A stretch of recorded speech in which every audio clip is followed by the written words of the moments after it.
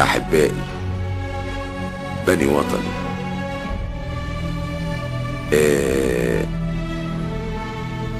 جاهدت كتير ووقفت قدام الحاكم الجائر المفتري وقلت كلمة حق وشفت الظلم بعينيا.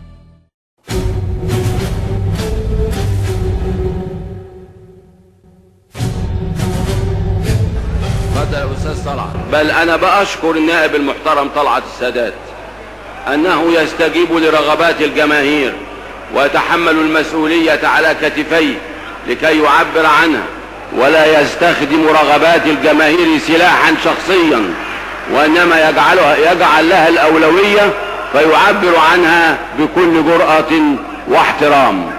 فليتفضل.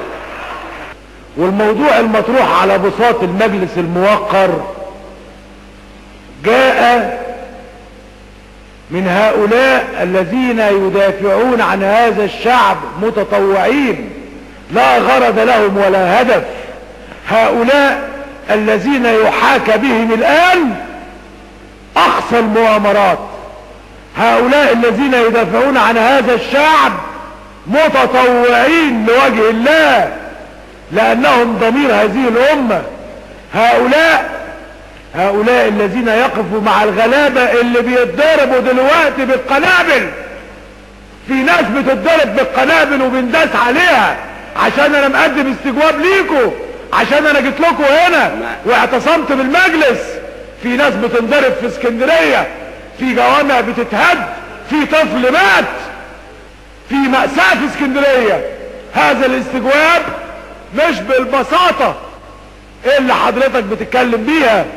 الاستجواب ده جه من محامين اسكندرية، المحامين اللي وقفوا وهم اللي قدموا وهم اللي جايبين المستندات وهم اللي جايبين القنابل اللي بينضرب بيها شعب اسكندرية، قنابل امريكية بننضرب يا سعادة المستشار.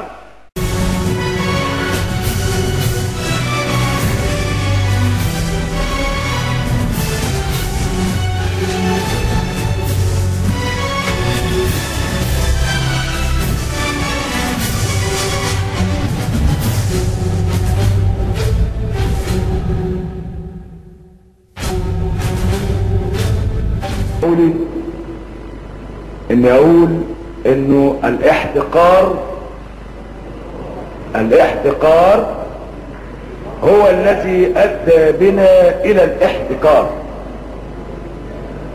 الاحتقار والاستهزاء بعقلية الشعب المصري هو اللي اوصلنا الى ان احنا جايين بنتكلم عن الاحتكار وجايين بنقول احنا عاوزين نفرمل الناس اللي بتحتكر رغيف العيش.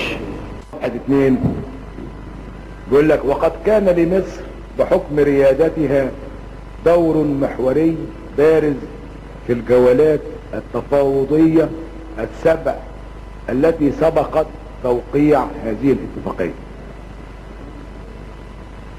ايه ده معناه ان اللجنة مش عايشة معانا في مصر، معناه ان اللجنة ما سمعتش عن 46 مليار اللي اتهربوا بره، معناه ان اللجنة ما تعرفش ان في ناس واخدة متر الارض ب5 جنيه، متر الارض ب5 جنيه وبيبيعوا ب1500 جنيه. احنا النهاردة بنقول ان القانون فكرته فكرة جيدة كويس. ايوه او كده نخش. محدش قال انها فكرة مش جيدة. طيب. لكن النهاردة انا ليه بشبه نفسي؟ انا ليه بحط نفسي في وضع ان انا يعني بعمل القانون ده تفصيل لناس؟ ليه كده؟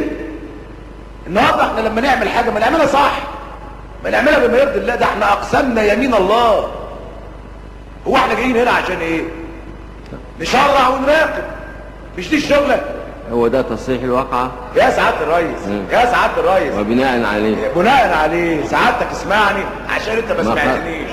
لا خلاص. اللي انا عاوز اقوله بما يرضي ربنا، هناك احتقار لا اقول الناس. شكرا جزيلا. لا ده بقى صححت الوقت.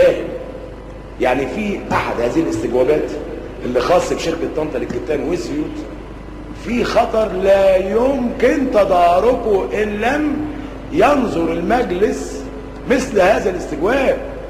هناك ضرر لن يتم تداركه، وانا باكد على هذه الكلمه، خاصه ان هناك اهدار للمال العام وضياع لمال هذا الشعب. فانا ارجو ان احنا ما نلتفتش عن الكلام ده. 11/1/2005 قدمت لسعادتك طلب لاستجواب سيد وزير السياحة بشأن التعاقد مع شركة لينتس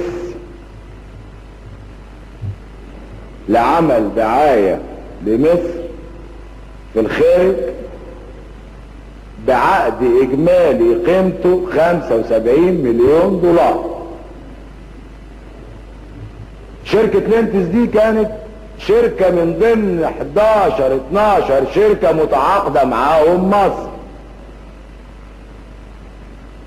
لما قدمت طلب الاستجواب طلب مني العقد مش تحت ايدي، لكن اللي تحت ايدي تصريحات سيادة الوزير. فغيرت الطلب، وبدل ما هو استجواب قلت بيان عاجل، وتقدمت لسيادتك بتاريخ 12/1/2005 تاني يوم بطلب بيان عاجل بهذا الشأن. والواقعة واقعة بسيطة خالص. مصر متعاقدة كانت مع 12 شركة عشان تقوم بعمل التسويق السياحي في مصر، والكلام ده جاي من وزارة السياحة، من موظف في وزارة السياحة، وتصريحات سيادة الوزير اهي وصور اهي، وينفي الكلام اللي هو قايله. ان كان يقدر ينفيه.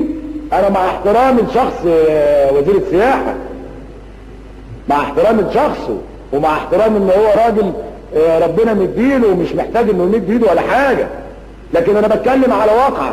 لان الدكتور احمد نظيف اول ما تولى الوزارة قال لك انا لن يتم اي اجراء الا من خلال مناقصة او مزايدة. معالي الوزير ما قالش العقد بكام، ال 65% دي بكام؟ خلاص. لا خلاص. السؤال الثاني، العقد قيمته 75 مليون. الشركة دي كانت متعاقدة ب 65%، وكان في 11 شركة تانيين. اتلغوا ال 11 شركة التانيين. وانا بقول اللي اتقال في الاهرام. قررت اللجنة العليا للتنشيط في اجتماعها برئاسة احمد المغربي وزير السياحة اختيار شركة دولية واحدة لينتس لتنفيذ جميع حملات مصر السياحية الخارجية بدلا من 11 شركة. أي سيادتك على هذا التقرير الجيد وكأنه تقرير حزب بعيد تماما عما نناقشه، إلا بدون إطالة لأن المدة قصيرة. ده لو الرئيس يسمح يعني. كمل على طول، امشي على طول بسرعة يا ريس. التقرير اللي ورد من اللجنة لو نفذ لو طبق لن صلح الحال، ولكن لن يطبق ولن ينفذ، لأن هناك معايير بتحكمنا. أولها القبضة الحديدية اللي احنا عايشينها في مصر، وهو قانون الطوارئ ووجود 40,000 معتقل في السجون المصرية. 40,000 معتقل. ووزير الداخلية لما خاطبته وقلت له قول لي عدد المعتقلين اللي موجودين كام في سؤال، رد عليا رد غير صائغ ورد غير مقبول بانه ما يعرفش عدد المعتقلين في مصر. فاذا كان احنا في ظل عدم وجود ديمقراطيه يبقى لا، من حق كل واحد يقول الرقم اللي هو عاوزه. طالما وزير الداخليه اللي تحت ايده الناس مش عاوز يقول، يبقى الناس تجتهد زي ما عاوزه.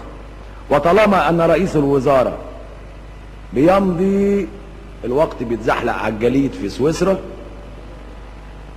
تشطب من المضبطه. بلاش يتزحلق على الزحلقه الجليد، دي يا اخي ارجوك. بيتفسح في سويسرا في منتدى ديفوس. ما يصحش يا سيدي، خلينا موضوعيين كده. اتكمل. البيان في مجمله مبهم، مفيش فيه حاجه واضحه، كله كلام ومفيش فيه ارقام وكلها امنيات لا تغني ولا تسمن من جوع. الناس تعبانه، الناس حالتها ما يعلم بها الا ربنا. الحكومه في وادي والشعب في وادي، والعمليه ماشيه زي ما الحكومه عاوزه. سيب الناس تقول اللي هي عاوزاه، والحكومه بتعمل اللي هي عاوزاه، عشان السيد وزير السياحه اول ما يقعد على الكرسي يبرم عقد ب$75 مليون بالامر المباشر في شركه مشبوهه، وانا مقدم بالكلام ده استجواب، عشان يعمل دعايه لمصر ب$75 مليون، شركه في شبهه ان ابن خالته فيها. تبقى دي حكومه لن ياتي من وراها اي خير، والمسلسل مستمر، والعمليه ماشيه زي ما هي ماشيه، واستمرار نهب المال العام بيتباع، المصانع القطاع العام بتتباع، عمالين نقول تحديث قطاع عام، كويس ماشي، اي حاجه ماشي، في الوقت اللي الحكومه بتبيع فيه القطاع العام بابخس الاثمان.